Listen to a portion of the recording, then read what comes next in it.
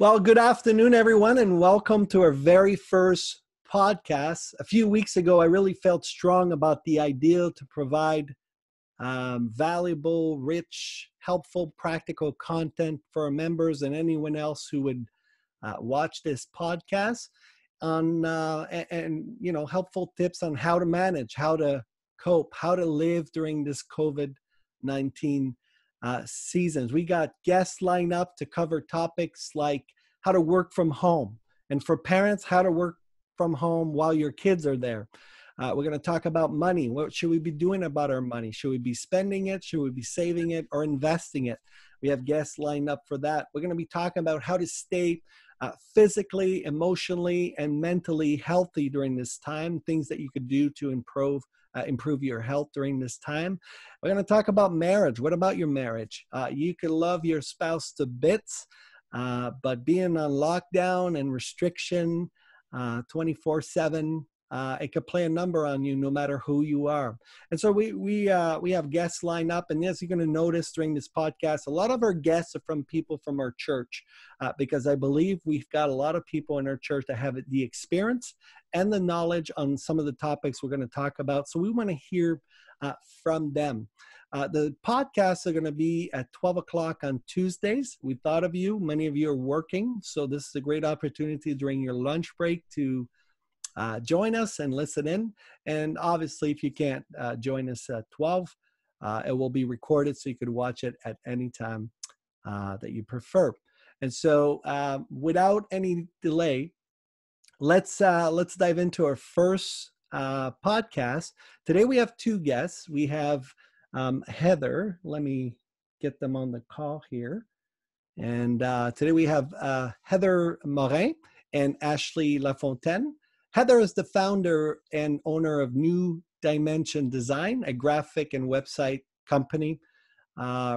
design company. And Heather has a lot of experience working from home. So today we're going to pick Heather's brain.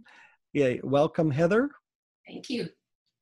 And also we have Ashlea Lafontaine. Ashlea finds herself wearing shoes that a lot of people in Ontario are wearing right now, and that is learning to work from home, given that it's new, and learning to work from home while your kids are there at the same time. And so Ashlea is a elementary school teacher at the Ottawa Christian School. So welcome, Ashlea. It's good to have you on the call with us.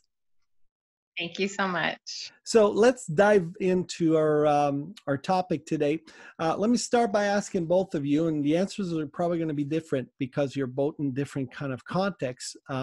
What do you guys find challenging from working at home? Do you find anything hard to get around? Is there any challenges that you see, or maybe you don't have them now? You had them in the past. You've learned from that. But what are some of the challenges from working from home?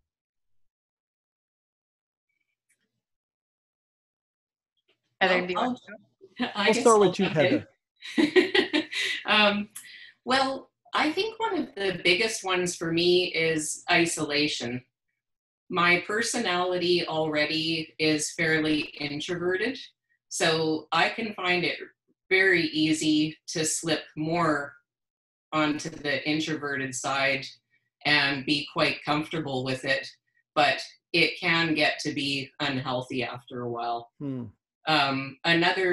Another struggle, I guess, is just distractions in general.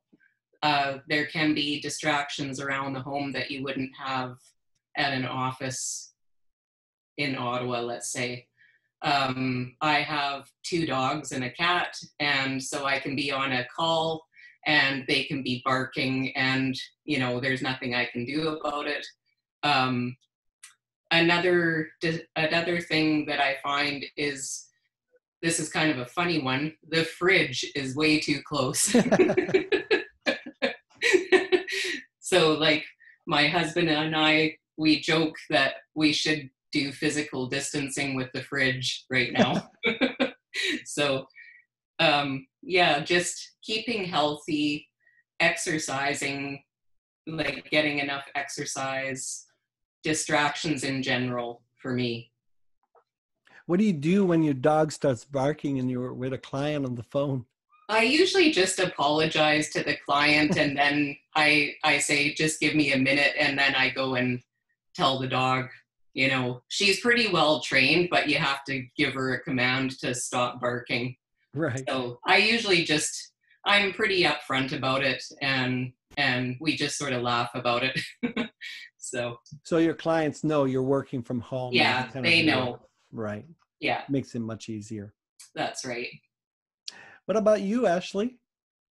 Well, I think now that I've started adjusting, some of the struggles have kind of dissipated, but same thing with the dogs. I have 2 dogs, and every time someone walks by, it's like, "Rah, rah, rah, rah, rah, rah, rah," right? And if I'm on a Zoom call with my class, I can't really be like, okay, just a second, guys, I'm going to leave now, right? And so sometimes I just quietly will mute myself, and then I yell that command to the dog to be quiet. And it seems to work sometimes, not all the time. And then other times it turns into a social conversation with the kids. And so it's like, oh, yes, my dog is here for a visit. And then they all want to show their animals. So then that can deter from your teaching lesson, right? Because my distraction now became a class-wide distraction. Wow. So there's that. I think also too, I have daily Zoom meetings with my students. So just like some people have conference calls with their employees. And my kids can't wait. So they can't wait that half an hour for my call to be over so they can ask me a question. And I think that right there has been the biggest struggle of them learning to, it's okay to not understand something, to not know what to do, but yet you still need to figure out what the next step is without trying to interrupt mommy, kind of thing. So that balance has been kind of tricky as well. I don't think it's been perfected, but expectations have changed for sure. And I think with the changed expectations, there's a lot less stress and a lot more peace, right? Because then it's, you just modify what you're doing. Right.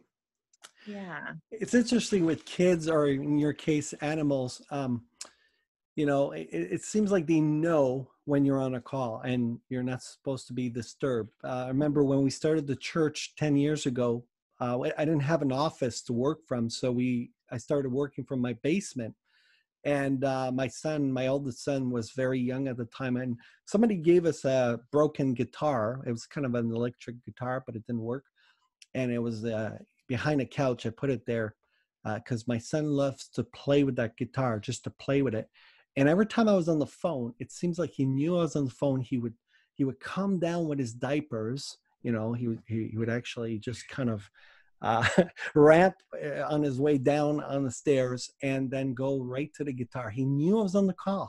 And so it was a major distraction for me. And he looks so cute. You can get mad or you can do anything.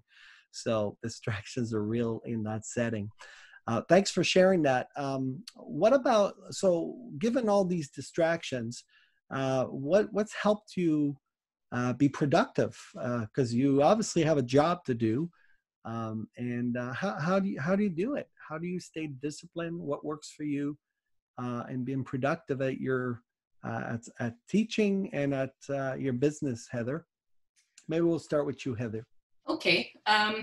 There's a few things. Now, I've been doing this since 2007, so it's been about 13 years now, and it's taken a while to kind of settle into that routine. But over the years, I've learned to be much more organized. Like, I'd say organization,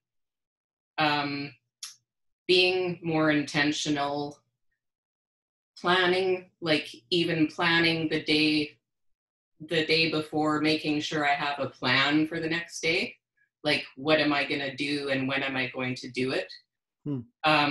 Another thing for me to handle working from home is to have a separate area. Like, this is my area here.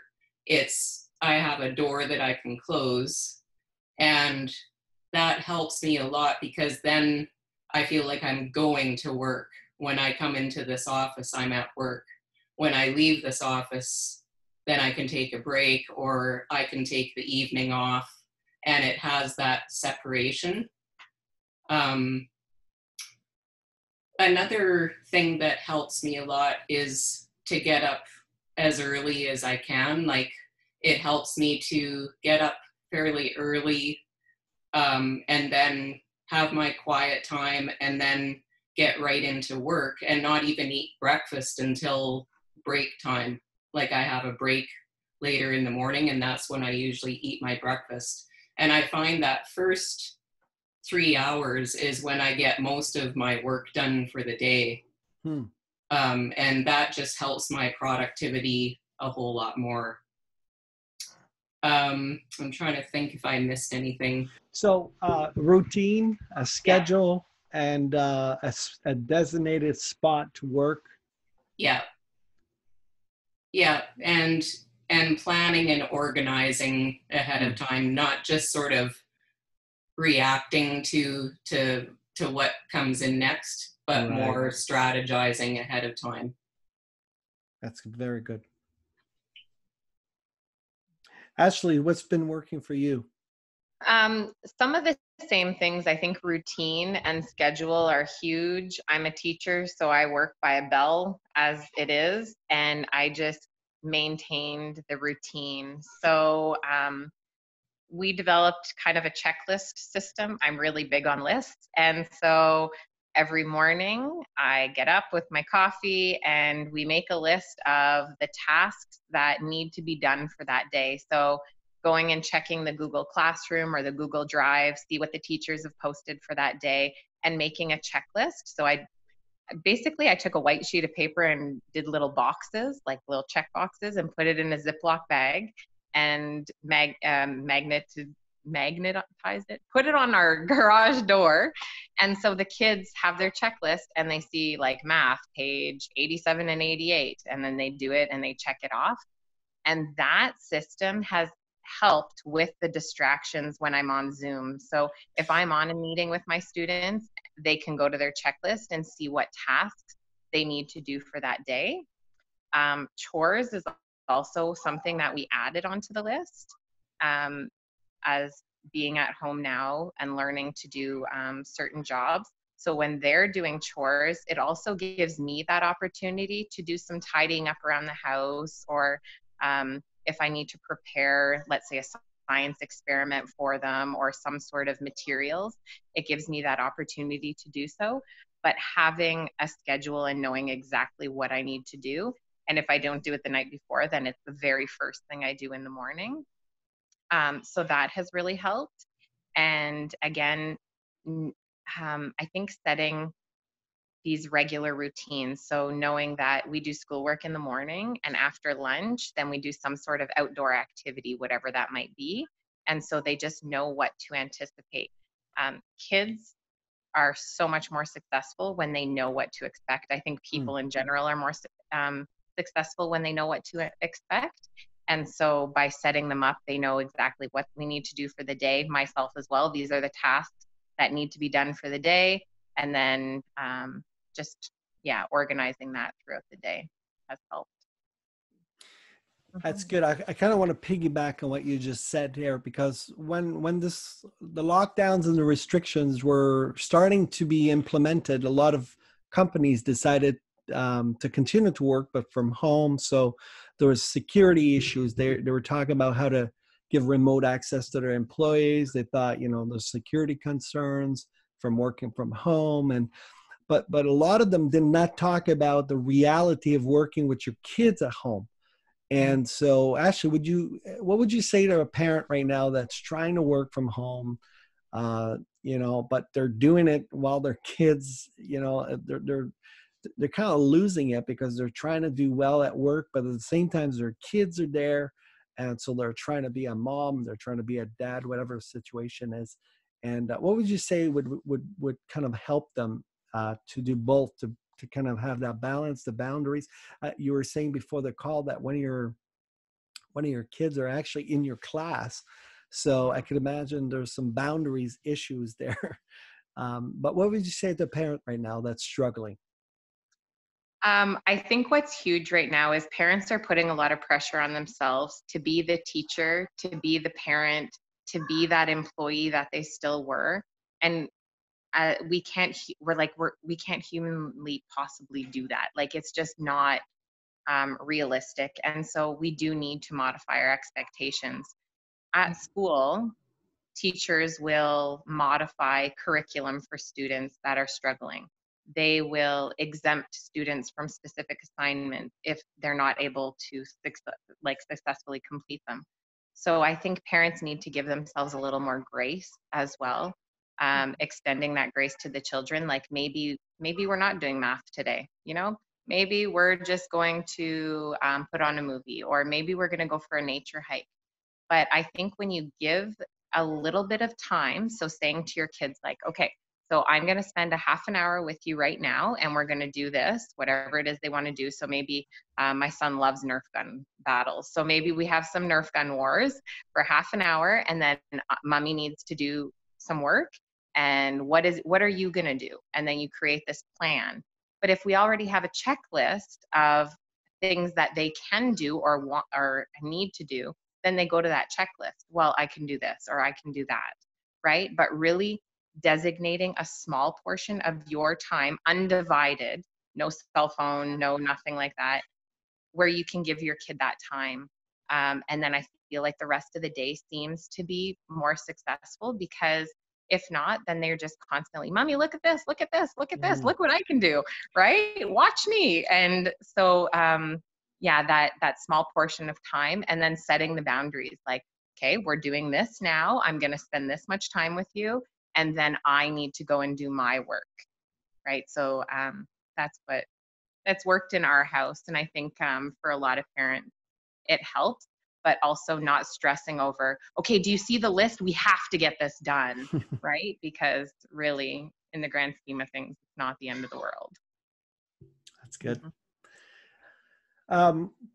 Working from home or working from an office all day, you're not allowed people in. How do you stay sane? How do you avoid being isolated? Heather, you talked about, a tendency to be isolated. How do you stay, connected in a day where we're not supposed to be, we're supposed to be practicing physical distancing? How do you stay sane in all of that? Well, there's a few ways that I've gravitated towards. I have a couple of friends that are even in the same industry as me, and even before this pandemic happened, we made it a point of getting together. Like, both of us work from home, so we would set ourselves lunch dates to get together, let's say every few months, and just share ideas and get caught up on each other's lives. And then now that we have to stay at home, one of my friends and I met on Zoom yesterday just to talk. Like, we scheduled a 4:00 meeting, and we shared ideas. We're both in the same industry, and we had some laughs, and we just had a really good time. So that does help form those connections. And one thing that I've learned, I used to be a little more on social media than what I am now. And now what I'm finding works better is to still use social media, but to use it more as a springboard for deeper conversations. Like, not to just like, and, throw out really quick comments, but more to send out a message saying, hey, do you want to have a chat? Do you have time for a chat tomorrow sometime? That kind of thing. For me, that works much better, because I find I can get sucked into social media, and it actually makes me even more isolated, because now I'm just panning through everybody else's lives. And for me, it works better to connect and have a deep conversation. So whether it be friends, family, my friends that are in the same industry, we're using Zoom and email and phone to have real conversations. And then for me, what works really well too is to make sure that every day I get out for a walk. Like I take my dogs for a walk, and that just gets me out of the house and into the neighborhood. And, I see other people walking their dogs, and we wave at each other and have some chats. And that just, it's a good balance for working from home. So, good. And also I wanted to mention, intentionally joining groups, I think, is a good idea too. Like, I'm a member of a monthly business book club. So we've actually been meeting now for a couple years. We get together every month and we talk about the book we're reading over Zoom. And then, especially now when we have to stay at home, I think it's important to join even church groups, like join any groups that are available that edify you. I think that really helps a lot to keep from isolating too much. That's good. Ashlea, what about you? You're surrounded with kids all day, whether at work or at home. And so how do you deal with isolation? How do you avoid it? Well, my staff has a weekly meeting, so every Wednesday we meet together.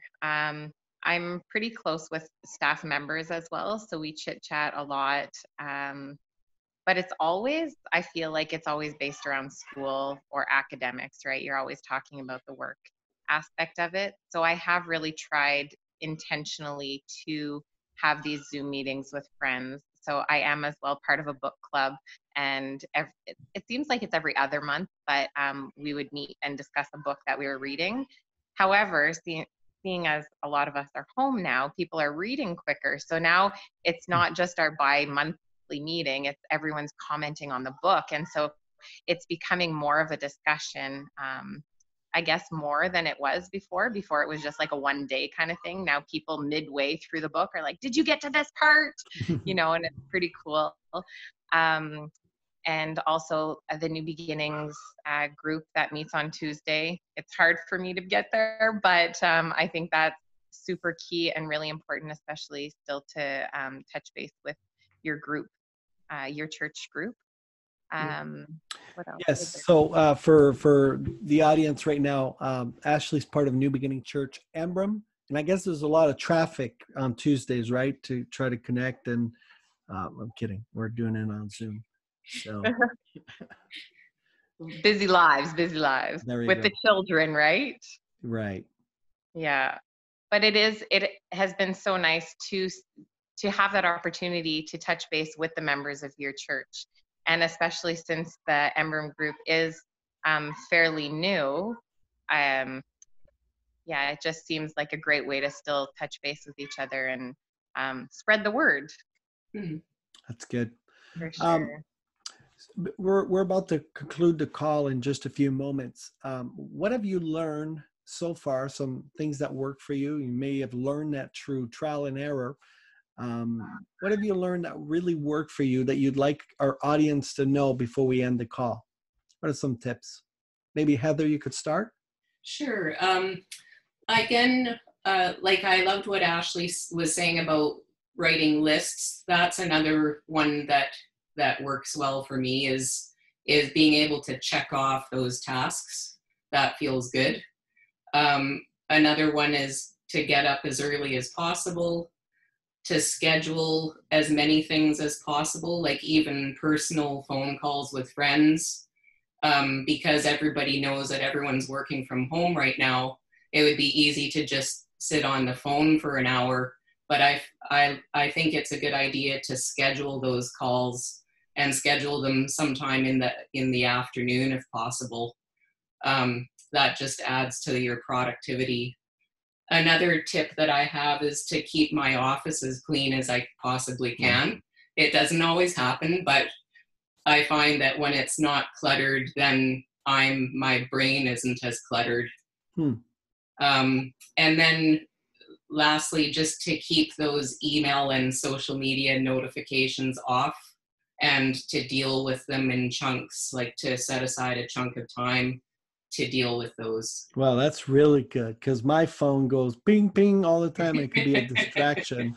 You know, is that an email? Is that a text? Is that a social media notification? So that's really good. Good advice. Ashley, what about you? Do you have anything additional to add to what you said already, or? I don't think so, but I think for parents, really extending that extra grace for themselves, because we do put so much pressure on ourselves to be the best parent, to be the best employee, whatever your job is, to be the best husband or wife, and knowing that we are not perfect and we can't do it all.